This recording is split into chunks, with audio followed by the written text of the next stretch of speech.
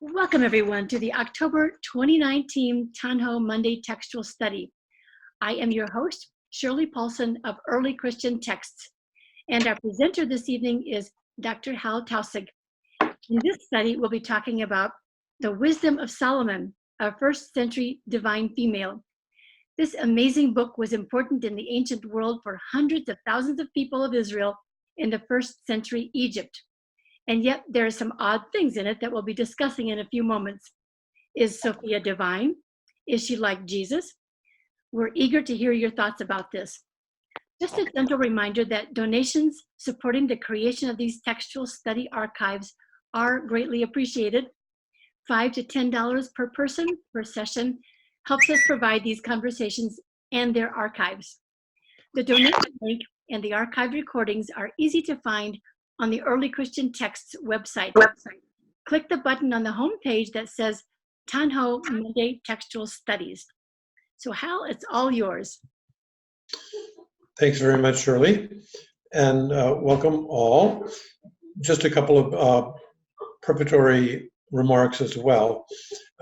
Generally, I like to talk for about 10 to 15 minutes at a time, and then see what your thoughts are. So we'll be working our way as far along in the subject matter as we do. I have no particular goals except for us to have a very active conversation about the wisdom of Solomon. It's a book that I've been studying for a good 35 years and have written a couple of books on it.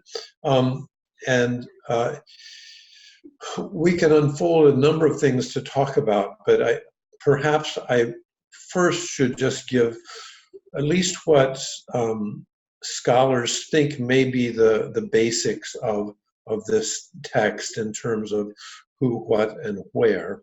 But again, as I do on every fourth Monday, I need to remind you that scholars don't know as much as they think, and I'm at least one of those, if not one of the better ones, that says things that aren't really true. It's simply a difficult thing to do, is to think clearly about texts that are so old and across so many cultural barriers. Anyway, the wisdom of Solomon is, we think, a product of the first century CE. So in other words, about the time of Jesus of Nazareth or Paul of Tarsus, that kind of period, the first half of the first century CE. It's who wrote it we have no clue. But one thing for sure is that it's not Solomon. That is, it should be pretty easily clear that if this book was written in the first century CE, Solomon didn't write it. Solomon is from the 10th century BCE. And it's clearly written in a voice that is pretending or acting out itself as the 10th century BCE Israelite leader. So this is an anonymous character who's writing in Greek. In a moment we'll get to more of this, but this writer is perhaps writing from Egypt, but we don't know that for sure. We do know that there are thousands of scholars in Egypt and who are part of the people of Israel at this time, and there are hundreds of thousands of people who live in Israel who are people of Israel, but who live in Egypt. So it could be that this is basically a work of the many hundreds of thousands of people living in Egypt, but who belong to Israel. Um, so what is this writing? It is basically a long treatise. It has a lot of poetry in it, and follows a number of Greek rhythms and rhymes, and poetic devices. Although not the whole thing is not poetry. I think it's probably best considered to be what we might call a treatise, which means some kind of writing with a general theme. The general theme may be correct in its title. So the fact that the title says Wisdom of Solomon is wrong in the Solomon part, and it does seem that the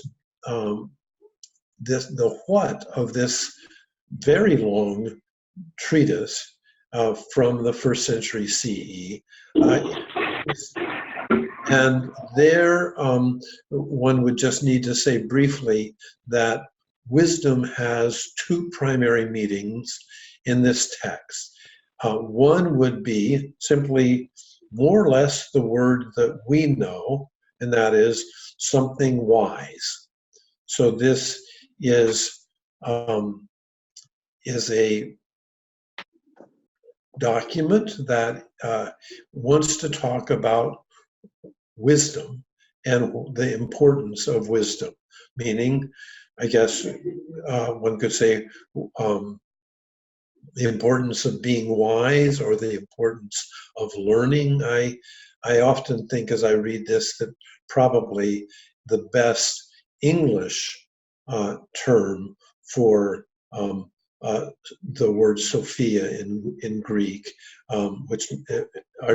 which translates as wisdom, probably the best translation I would say would be the learning of Solomon, or mythical Solomon. Just another word or so about this as a writing of the people of Israel. So just to remember that the people of Israel are spread out throughout the Mediterranean area, more people in the larger Mediterranean than in Israel itself at this time, and that basically all of the people of Israel are under the rule of the Roman Empire, which is a Mediterranean-wide empire, and one known for its power and wealth, and I would say to a good extent its violence.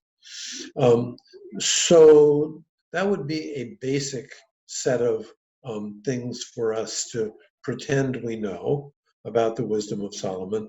I'll talk a little bit more about the text in a little bit, but let me stop here and see where I need to confuse you more thoroughly, or what things you'd like to talk about just about what I've said.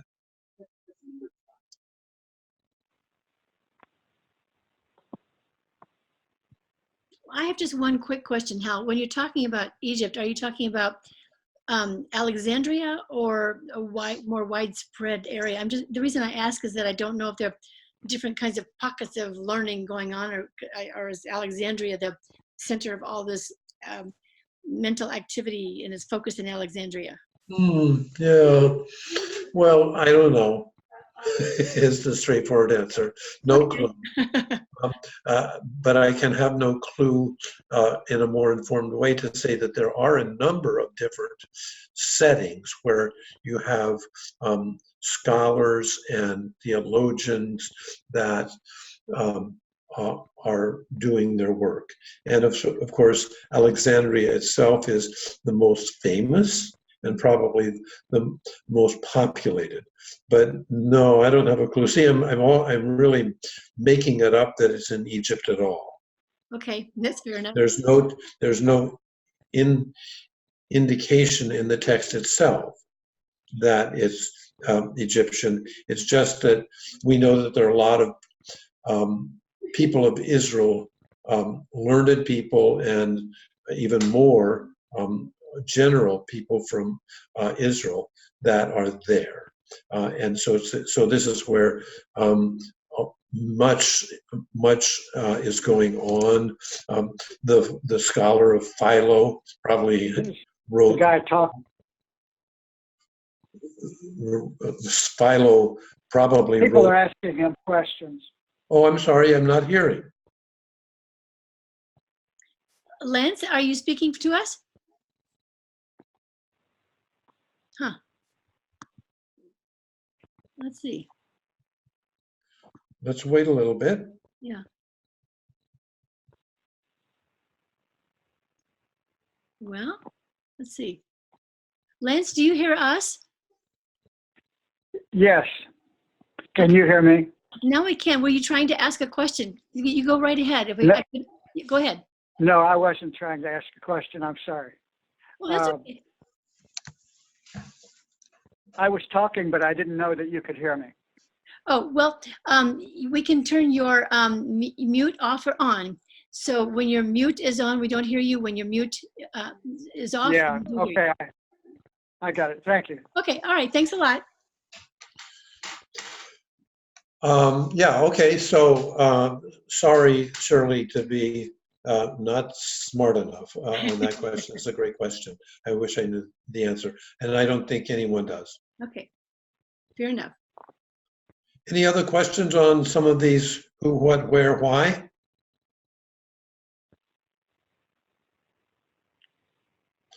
Oh, well, I actually. Barry? What evidence points to a 1st century CE dating of this text?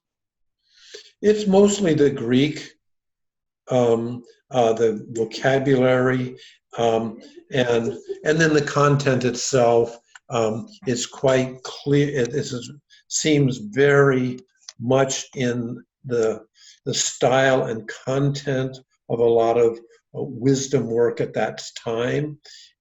It knows really clearly about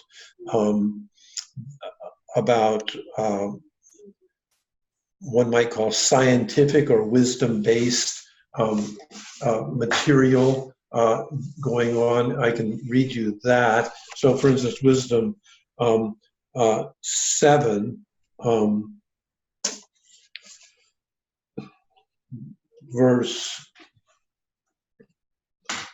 Wisdom 7, 18 or 17 through 21 has a little bit of this, and it's a beautiful passage.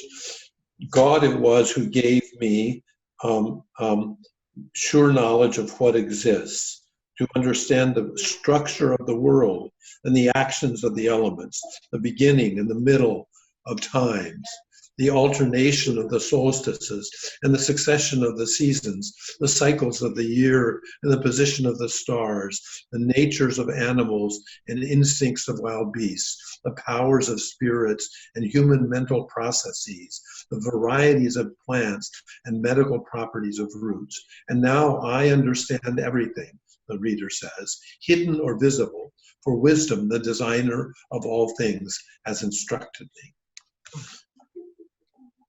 So anyway, yeah, it's mostly the kind of wisdom, the kind of Greek, and the specific technical phrases and character of the vocabulary and grammar.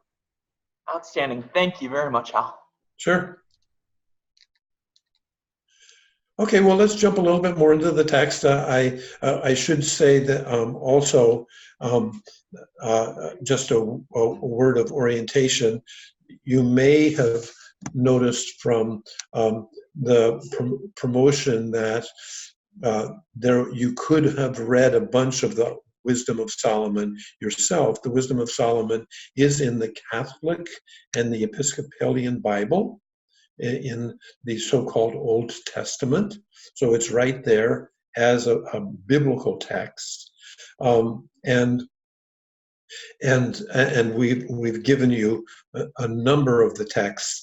What I'm going to mostly focus on is the character of wisdom by scholars, and I think now by spiritual leaders also. The figure of wisdom, and this is the second meaning of wisdom rather than just wise stuff. The wisdom is also a person in this text, and a divine person, a person gendered thoroughly as feminine or female, and this is a divine feminine or female person who is talked about, and occasionally who talks herself. So I'll focus mostly on her this evening. She is probably the major character in the text itself, but there are lots of other things in the text beside things about Sophia. Often one calls this character Sophia using the Greek word that means wisdom, because that reminds us that this is not just a metaphor, but a character in the text itself. So the other thing that's basic here that I would like also to talk about, and that we said in the promotions as well. So this text was claimed by a lot of the early Christ movements in the first 2 centuries, even such that many of them had the Wisdom of Solomon on their list of important books, or kind of nominations for the eventual canon. For instance, there are several lists of texts that are beloved and recommended, and they have the Gospel of Mark, the Gospel of Matthew, Luke, and John right alongside the Wisdom of Solomon. So in other words, it's clear that Jesus people, or Jesus or Christ movements, were reading this text as a part of a Christ-based corpus. But no, there's no Jesus or no Christ in the text itself. We'll talk a bit more about how the figure of wisdom, Sophia, continued to be very important for the Christ movements, and then eventually for early Christianity in deciding who Jesus was. So there is much of a merging of the figure of Jesus and Sophia in early Christ texts, including 1 Corinthians, and the early arguments about the character of Jesus himself in the 2nd and 3rd centuries often had to do with how much he was like Sophia or not. Okay, so there we've got on the table a little bit about Wisdom Sophia herself, and the treasures that the early Christ movements thought this text held for them. I'll stop again and see whether there are things to talk about from your sides. Hal, David Kuhn has written a question. David, are you able to ask the question yourself, or do you want me to ask it for you? Let's see if David is there. David, are you able to ask the question? I'm gonna. Yeah. Yeah, go ahead. Yes, David. I can do that. Yeah, go ahead, David. Hey, Hal. Hi, David. So in the good evening. In the 1st century, for wisdom, could you tell, is there a Platonism influence in that writing? Oh, totally, David. There's plenty of Platonism, of course, in Paul as well as other places, Plotinus and the like, and a little bit later. But yeah, you can't walk around the block without running into Platonist thoughts, both in Israel as well as in the broader Mediterranean. So, yeah, I apologize for not mentioning that as part of a basic thing we would have to assume. I think that the wisdom of Solomon itself knows Plato quite well.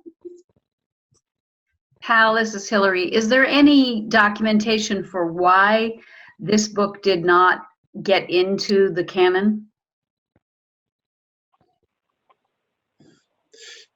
You know, Hillary, I lost the last half of your statement. Oh, The question of why this particular book did not become part of our authorized King James Bible. Well, so what's really interesting is that that the Wisdom of Solomon is, for the Catholics and for the Episcopalians, it's right there. But it's in the so-called Old Testament. And we know that there were some people who would want it in an eventual New Testament. So for instance, I these days go to an Episcopalian church, and we read the Wisdom of Solomon as a part of the required texts on certain Sundays, as do Roman Catholics. And certainly in our churches, and I know others, so people study, Christian people study the Wisdom of Solomon in their regular worship. But maybe your question was more, why It got removed from others. Yeah. So let me say first, Hillary, why perhaps it got associated with Jesus. And I think the sort of short version of that is that so everybody that's reading the Wisdom of Solomon throughout the Mediterranean, and I think there are a lot of people that are, they know that she is divine. And I mean, it says, the text, as you probably saw, clearly describes her in divine ways. And so and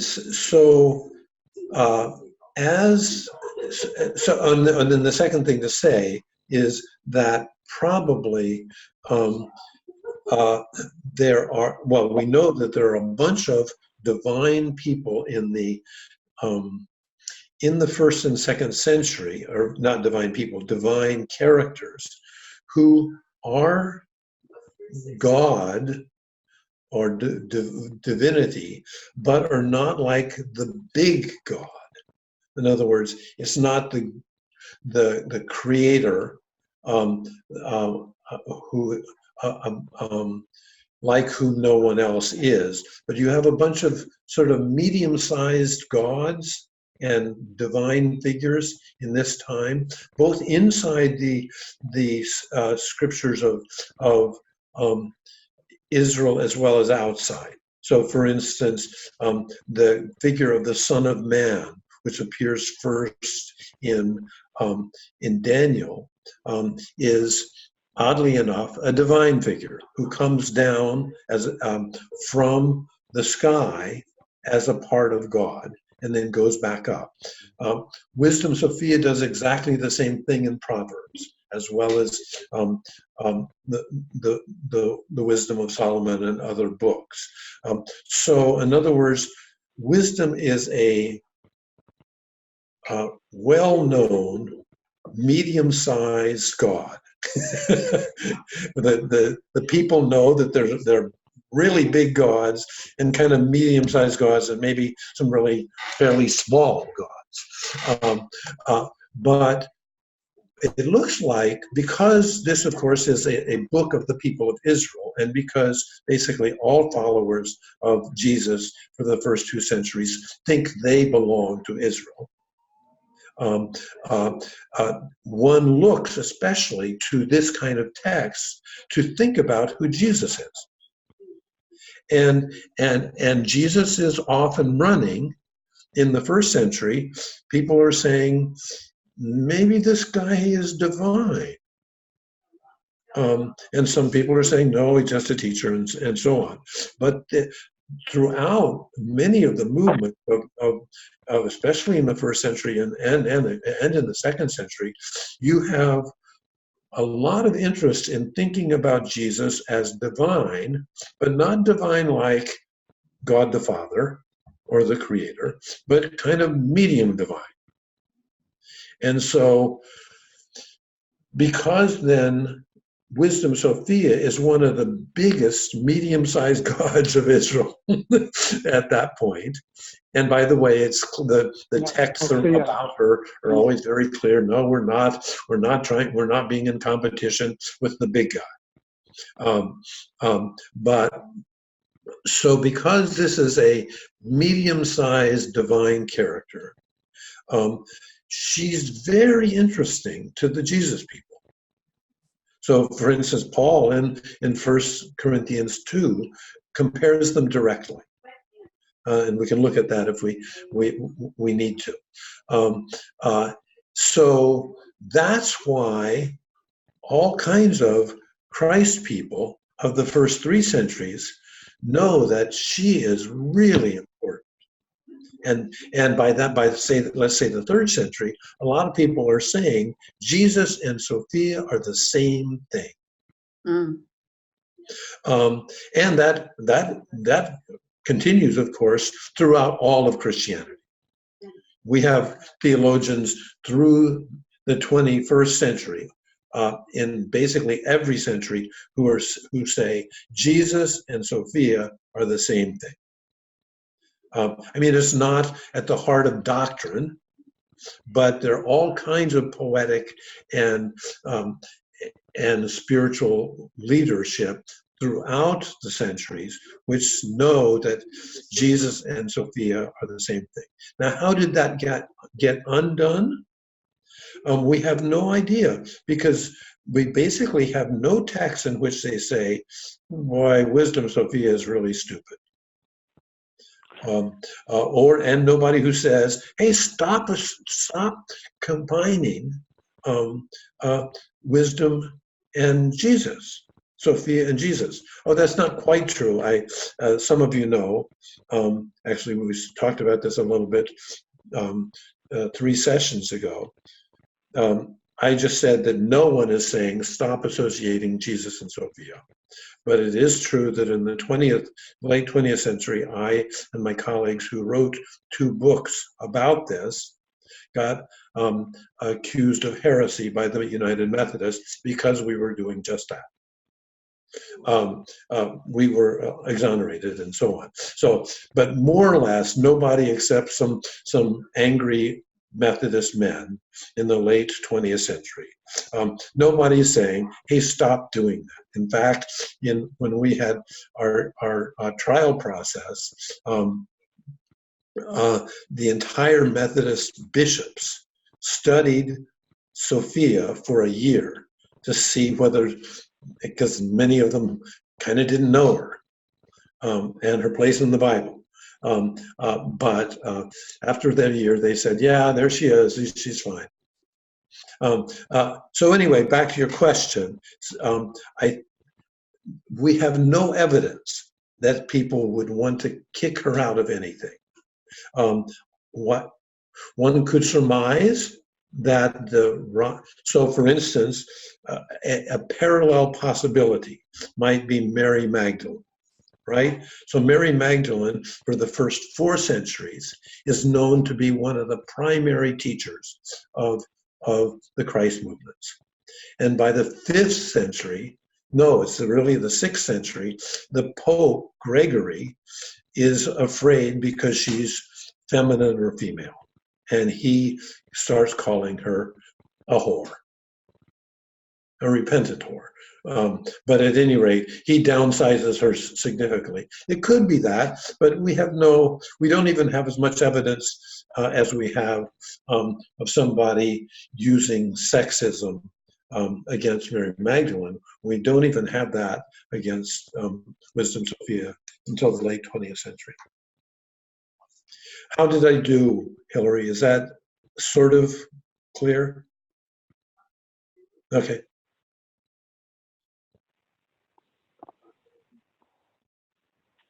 Other thoughts? Well, we haven't gotten very far in the text, so we could look a little bit at that. Oh, good. Somebody else? Yes, it took me a while to get my mute off. Okay. This is Linda. Your voice is coming in and out a little bit, and so I'm not getting Oh, I'm the sorry. word, and so I didn't catch the verse that you. Well, that's okay. It could be my system. Anyway, I just didn't catch the verse that you said where you were talking about that it compares the big guy with Sophia. And Oh, you and said, I thought, a specific verse. you know, I Something didn't about quite verse hear 2. all of your. Are you Ms. Bergman? Bargman, yeah. Bargman, I'm sorry. Yes. Could you say that again? Since I didn't quite get you either. I'm moving closer to my microphone. Okay.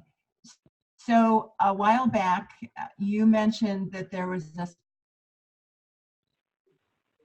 specific verse. I didn't get the book, but I thought it was verse 2, which compares the big guy with Sophia. And I just wondered what that specific reference was. Oh, that compares Jesus and Wisdom Sophia. Yes.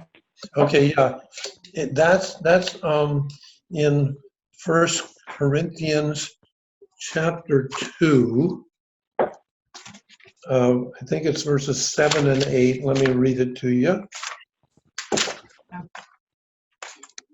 The translations are a little bit nervous about this, but it's quite clear. Let me get it here. I wish I had it memorized. So are you looking Okay, so. at a New Testament? Oh, I am not. Where'd you get that thing? So I'm going to start reading at 1 Corinthians 2, verse 6 through 8. This is Paul. But still to those who have reached maturity, we do talk of a wisdom, not, it is true, a philosophy of this age, or of the rulers of this age, who will not last now. So that's already, we're talking of Wisdom Sophia. It is, and that actually in the Greek could be translated, she is the mysterious Wisdom Sophia of God, of which we talk.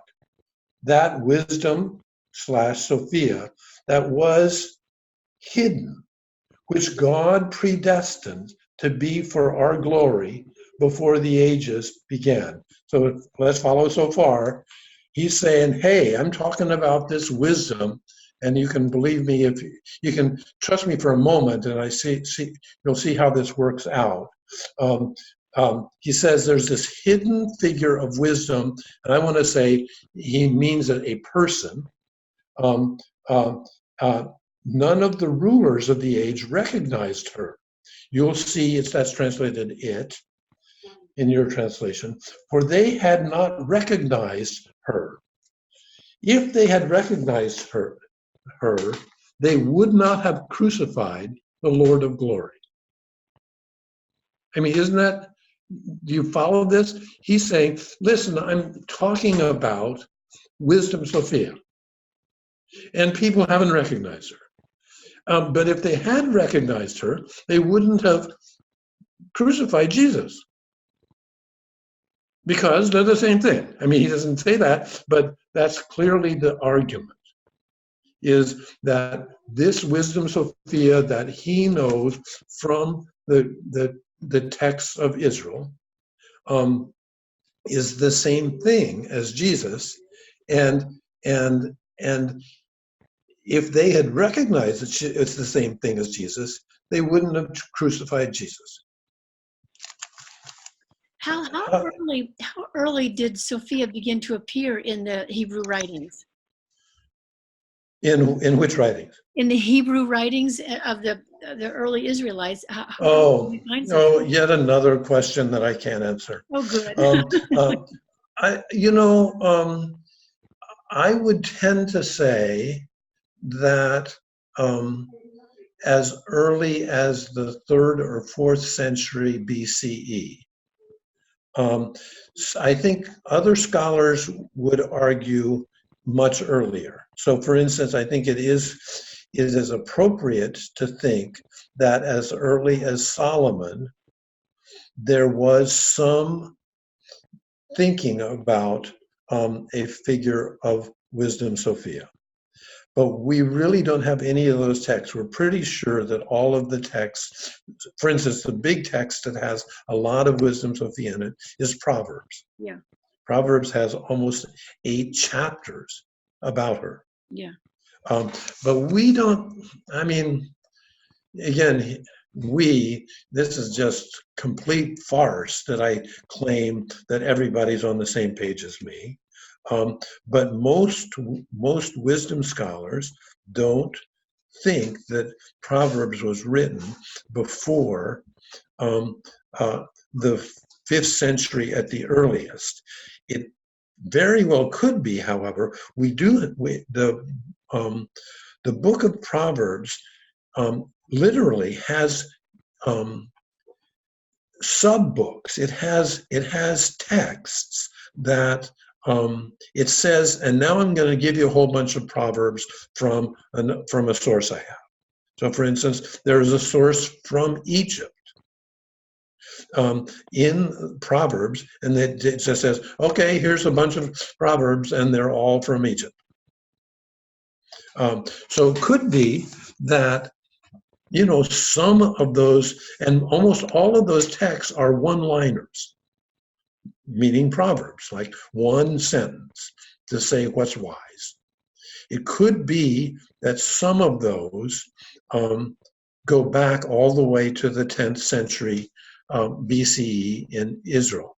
But when you look at where in Proverbs and Wisdom of Solomon and Ben Sirach, where you find the material about Sophia, or Wisdom Sophia, the figure, when all of that corpus becomes so important that this character of a divine character emerges in that text. The divine character, Wisdom Sophia material, is not just one-liners. Those are much more packed, like you may have seen in the text that I recommended in the Wisdom of Solomon. They're 10 to 15 to 25 verses long. So in other words, it looks like at some point, and I think scholars would tend to say later than the 5th century BCE, that now becomes a whole bunch of new material that explains how a divine figure is related to all of these collected proverbs. Phew. Okay, that was a mouthful. Yeah, but thank you for explaining that. That's helpful. Yeah, but I don't want us to get lost from the big headliner thing in Paul chapter 2, in which it feels to me like I would love someone to say how you're just reading into it. But when I get to chapters or verses 7 and 8, I just can't see anything but a good description of the figure of wisdom Sophia, and a direct association between her and Jesus. But please, I've never had a good, basically, when I say this in public, people just run for cover.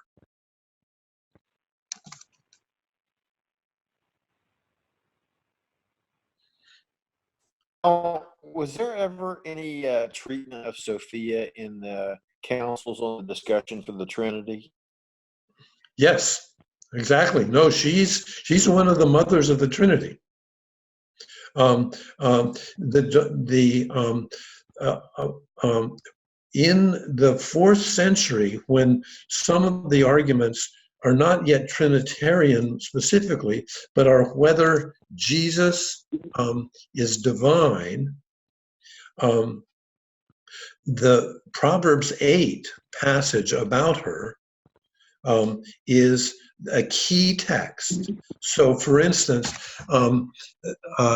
there are a couple of stories about people being brought to charges of heresy around whether Jesus and Sophia are the same thing in the 4th century. And the trials show that the main evidence is you give the person accused of heresy Proverbs 8, and you read it, and then you tell the judge whether that's Jesus or not. And if you say it is Jesus, you're freed. If it says it's not Jesus, you're kept in confinement. So in other words, in the development, as Jesus becomes divine enough to be a partner with God, then that's the step. Of course, that's the Nicene stage, and then you've got Chalcedon in the 4th century, which has now lived through the explicit Trinitarian move. So Sophia doesn't disappear in the 4th century. People still know that that she is there, and she's a sign that her Jesusness, or Jesus and Sophia-ness, is part of the construction of the idea that there's a personified God in the emerging Christianity. Oh, I didn't know I was going to talk about the Trinity, but I like it. Thanks for asking a question I actually could answer. I'm not hearing our conversation has been so exciting. I want to just wait for a moment because we've been saying a lot of things. And what I like most is people to challenge them. Or if somebody has a question or a thought before we go on.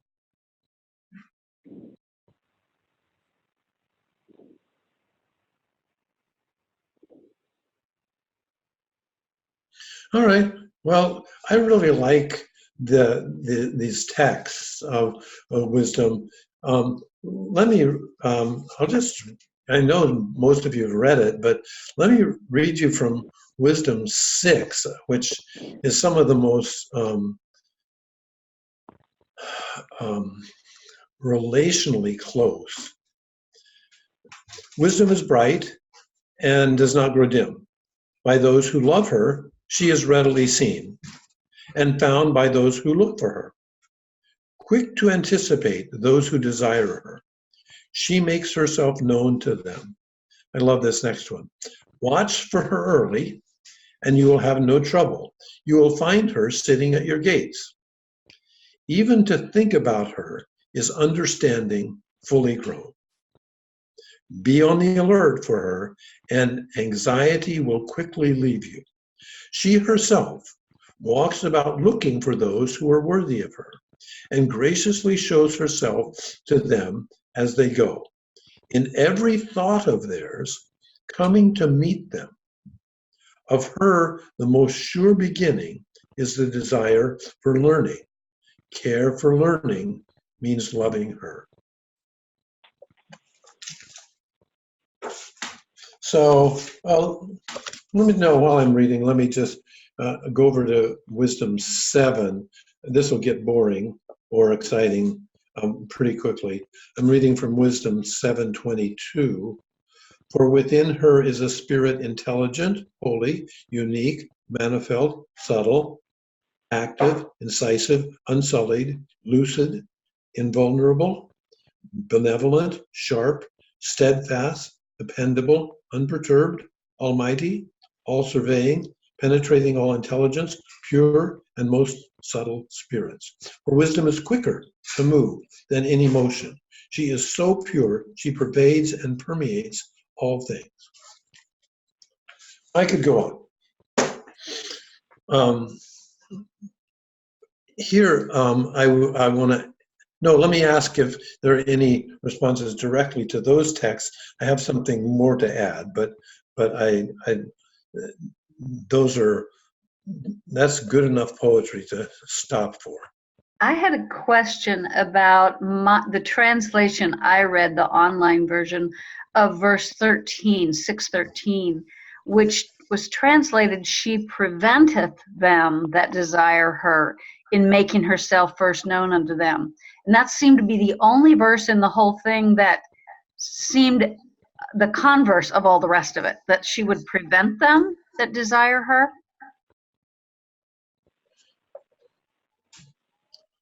From knowing her? Oh, that's interesting. And I had quick to anticipate those who desire her, right? You know, Hillary, I don't have the Hebrew in front of me. Actually, I don't have the Greek either. No, this would be all in the Greek, no Hebrew. Tell me again what yours I says. happen to. Quick to anticipate those who desire her. Yeah, I like that much better. That, to me, that fits better with the rest of the text. Hal, I think Yeah. Ellie's speaking up. Ellie has a version. Do you have it? Have you got? Oh, great! Thank you. Yeah, I have it. It's thane tous episumuntas prognostheni. So it's thane, which I need to look up, I have to admit. I have an LSJ back here too, so I'll go look it up. Wow. Okay. I am not in my office, but you are. Thank you. This is a great help. Hold on. Okay, and let's see if anybody wants to jump in. Continue, and I'll just. Okay. Yeah, and please get back to us on. That's just a wonderful possibility. Okay, so let me, if no one else is jumping in here, let me say something about 6 and 7 here in Wisdom of Solomon. This is clearly a person, right?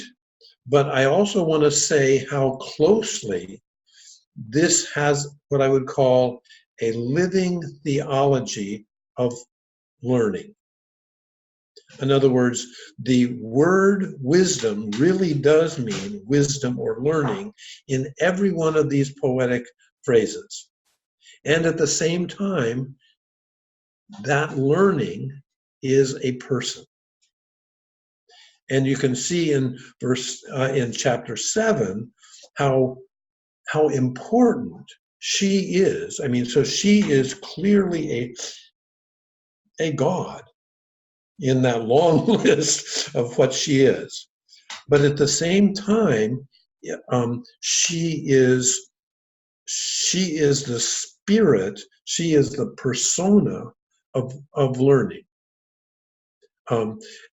So also in chapter 6, you have that beautiful, but I think relatively pedantic picture of if you wake up early enough, you're going to meet her right at your door.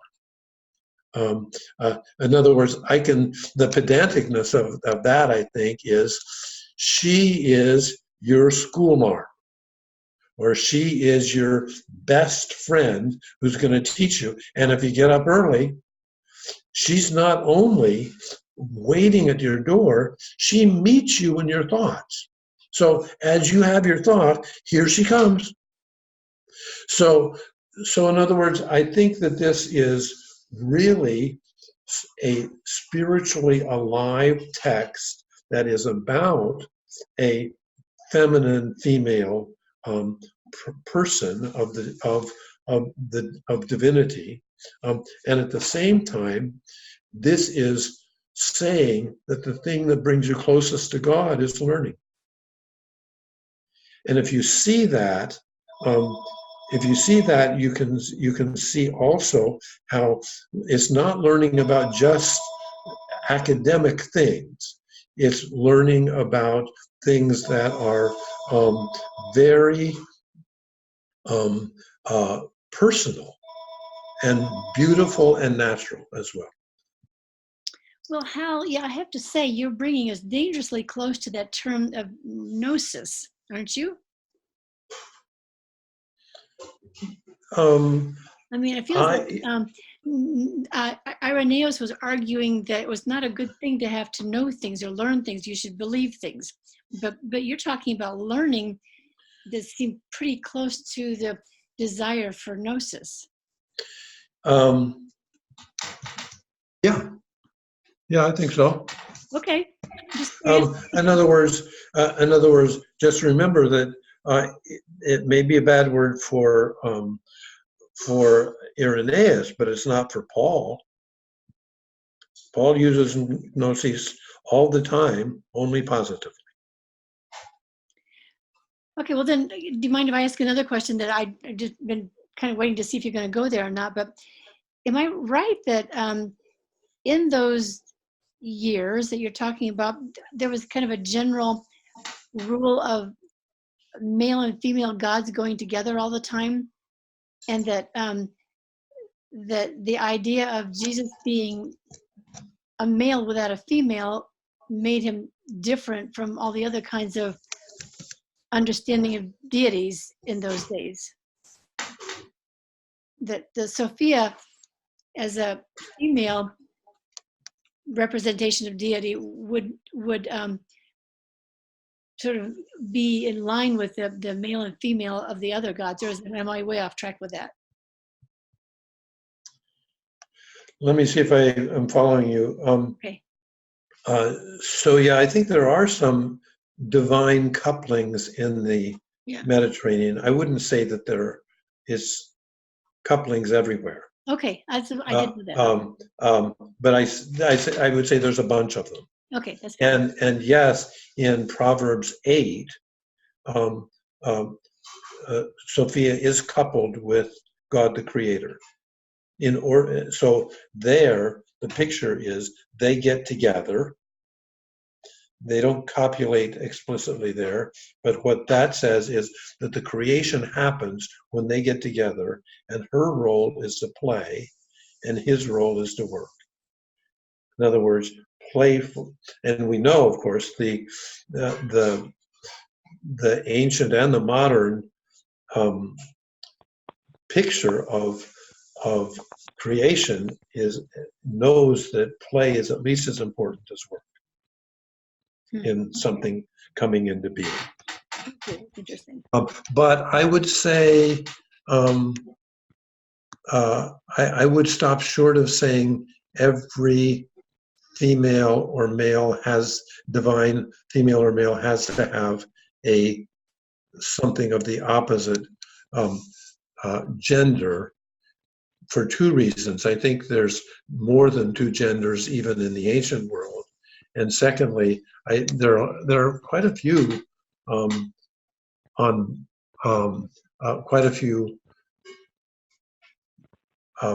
feminine, female divine characters and male divine characters that aren't hooked up with someone of the so-called opposite sex.